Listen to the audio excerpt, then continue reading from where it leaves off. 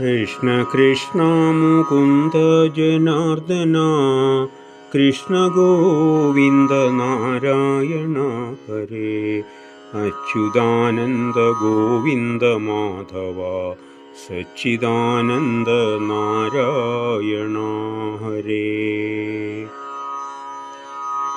കർമ്മമെല്ലാം ഒടുങ്ങിയൻ ദേഹമേ മണ്ണിൽ വീഴുന്ന നേരത്ത് മാധവ മൃത്യുഭീതി അകറ്റുവാൻ നിന്നുടെ കൺമുനകളാൽ ഒന്നെന്നെ നോക്കണേ.